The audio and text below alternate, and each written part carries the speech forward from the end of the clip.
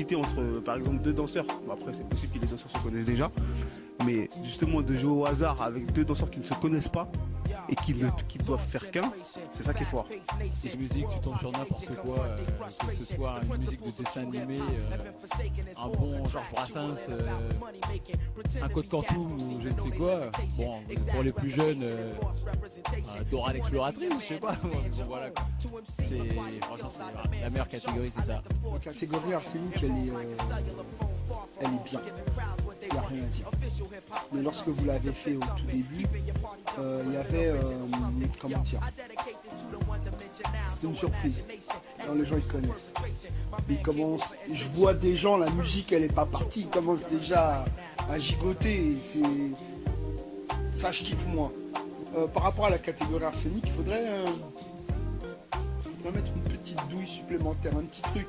Oh mais on ne savait pas. Je suis quelqu'un qui aime bien danser quand il n'y a pas de code. C'est vrai que le hip-hop, la house, le break c'est cool.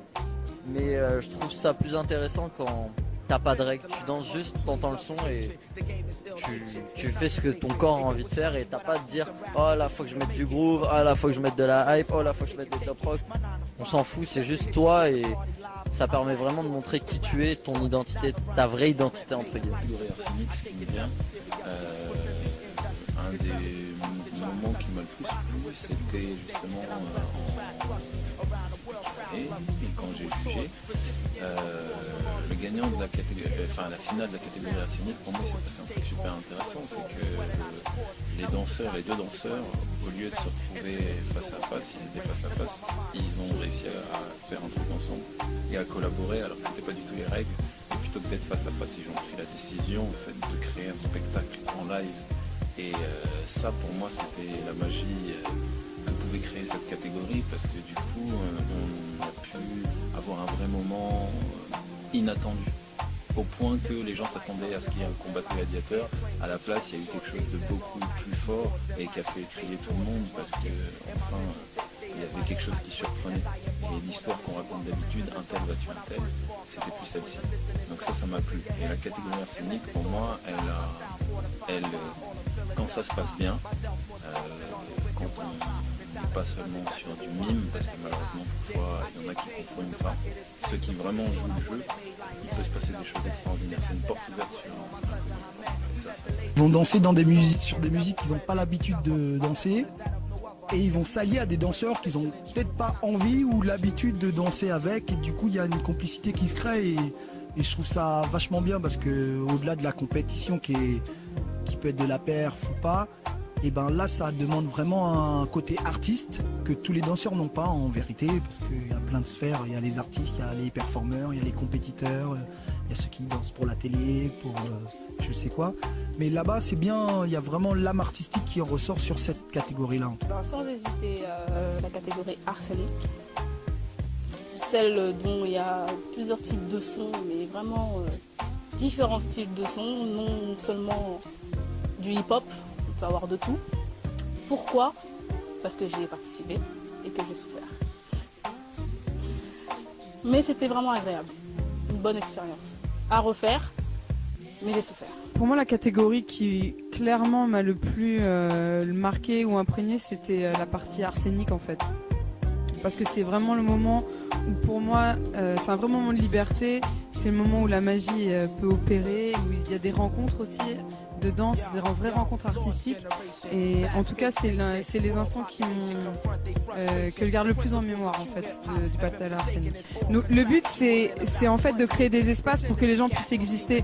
Et c'est pas bien sûr il y a la notion de perf, mais c'est surtout viens avec ce que t'es, viens le partager et juste ça, ce sera un spectacle en fait.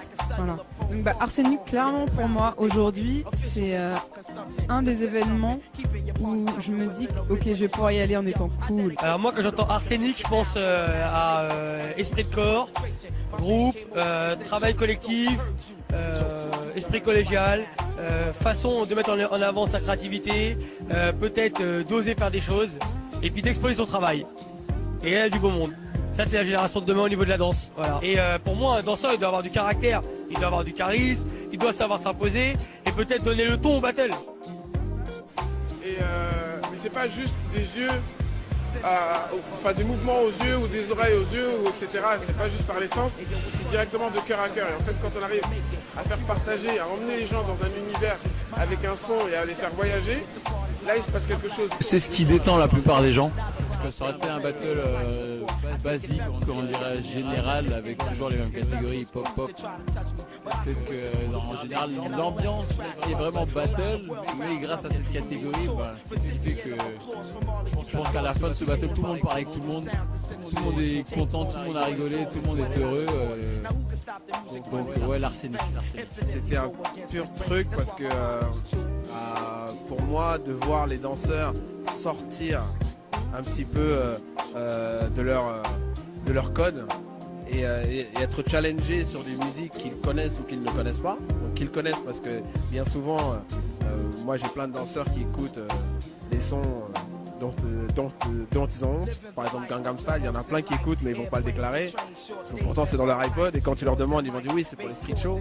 On la connaît l'histoire. Alors que les mecs ils kiffent en scred. Et c'est quand tu les vois se faire challenger dans des compétitions comme ça et c'est là où ils sont le plus forts parce que en vrai c'est là où tu vois le danseur. On recherche la diversité déjà. Aujourd'hui il y a 5-6 battles tous les week-ends en France et c'est toujours la même chose. C'est 2-2, 1 contre 1, il n'y a pas vraiment d'échange, tu viens, tu consommes, tu fais ton battle, tu gagnes, tu perds, tu rentres chez toi. Festival Arsenic, tu pars un petit peu dans des battles concept, il y a un battle de base, il y a des shows comme tu l'as dit. Et moi quand j'y étais, c'était au-delà du fait que c'est des danseurs que je connais, c'était quand même un esprit de famille, tu vois, on était invités, on était restés à parler avec les organisateurs qui sont eux aussi des danseurs et on n'a pas affaire seulement à des élus qui à part le fait d'apprécier cet événement, on peut pas plus parler avec eux des compétitions d'avant ou d'après quoi. Donc là heureusement c'est des danseurs et ça nous permet d'échanger. C'est comme si j'allais en fait au battle de mon frère ou au battle de ma soeur. C'est un battle familial. Mais par la suite le fait de revenir, c'est qu'on aime la convivialité qu'il y a dans le battle et aussi l'ouverture d'esprit, d'avoir la partie arsenic où on est là pour s'exprimer sur la danse sans forcément se dire toujours être dans le hip-hop ou dans quelque chose de technique, juste s'exprimer et interpréter les musiques comme on peut en fait et comme on aime. La particularité du battle arsenic, c'est ça, c'est que quand les danseurs tombent sur un son qui sort de n'importe quel univers et qu'ils arrivent à nous emmener dans cet univers-là, ils nous font voyager, c'est des voyages en fait.